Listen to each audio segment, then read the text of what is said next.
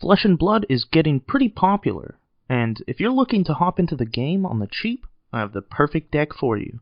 This is a powerful Blitz deck that can go toe-to-toe with some of the best decks in the format, and best of all, it can be built for under $10. This is Budget Ira in Blitz. So, Ira is a hero all about going wide and attacking multiple times per turn. Her hero ability gives your second attack each turn a +1 attack boost, meaning a majority of our attacks have Go Again to get this buff in question. With that in mind, for our weapons, we are of course running the Harmonized Kodachis, which have Go Again if you have a 0-cost card in your pitch zone. These weapons may not seem like much, but the damage from them does add up over time. You'll definitely want to be swinging with these weapons just about every turn with this deck. Trust me, it's worth it. And to allow us to swing with these Kodachis every turn, we are running a lot of 0-cost blue pitch cards. As a matter of fact, every blue card in the deck costs 0. Whelming Gustwave, Rising Knee Thrust, Rushing River, and Crane Dance are all cards we honestly just run for the sake of pitching. They do have powerful combo effects, but in this deck we do not have a large emphasis on comboing, so these will be mainly used for pitching or blocking. Other blue cards we are running include a copy of Wounding Blow, once again just for pitching and discarding, though it does have a higher base attack than many of these combo cards we are running. We're also running a copy of Lunging Press, which can be used late game to sneak in an extra point of damage for the final blow. So we've got our weapons online, but we also play a number of other Go Again attacks to play alongside our weapons. Red Leg Tap and Twin Twisters are both powerful cards that naturally have Go Again, with good stats for the cost. Twin Twister has 2 modes, but I would recommend just giving it the +1 attack whenever played. This just makes it 2 extra copies of Leg Tap essentially. Outside of that, we also run Red Scar for Scar, a powerful generic that gains Go Again if your health is lower than your opponent. Red Scar is a staple in a number of aggressive go-wide decks. It's just that good of a card. And along with it, we're running the attack reaction Razor Reflex, a powerful card that can give our attacks a surprise power boost. It can also give our attack actions Go Again. It's a good way to close out games and a way to extend the attack chain as well, another powerful generic staple. Finally, for Go Again cards, we run Red Torrent of Tempo and the red and blue versions of Soulbead Strike. These all have quite good stats for their cost, but the downside is only having Go Again if they hit, making them the least consistent of our Go Again cards. That being said, they're still pretty powerful and can force the opponent to make non-optimal blocks to prevent the Go Again.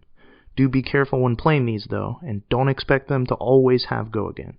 So we've got our Go Again attacks, now let's go over our finishers. These are the kind of attacks we want at the end of a chain of other Go Again attacks. Red Flying Kick is a fantastic card that attacks for 7 if played on chain length 3 or higher. It is definitely the biggest attack in our deck, and a good finisher after swinging with a bunch of other attacks.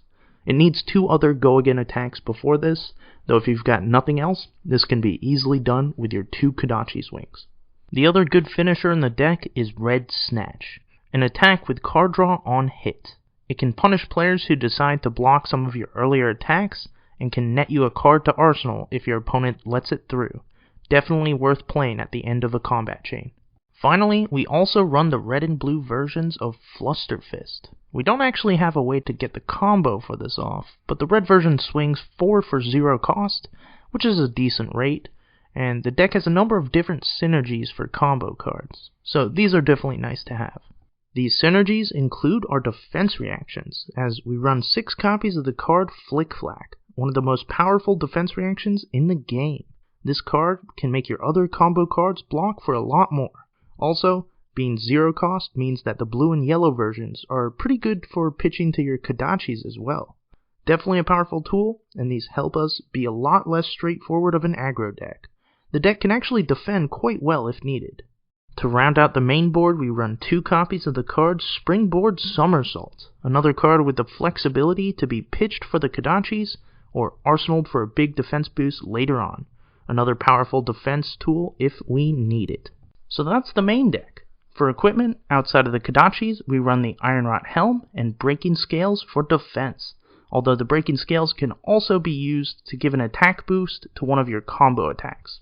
For the chest, we run the Heartened Crossstrap, specifically to make the card Flying Kick free when played.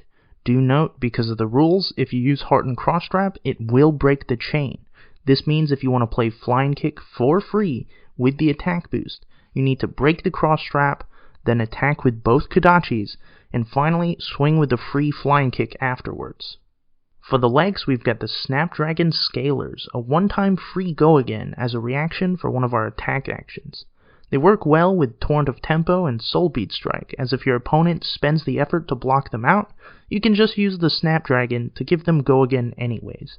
Powerful piece of equipment here. And for the sideboard, naturally, we just run the Nullrune Hood, Robes, and Gloves against Wizards. You can also bring in the Hood against Rune Blades as well. And that's it for the deck. It's a powerful option with a lot of aggressive lines of play, though we can still defend ourselves quite well with the number of defense reactions we run.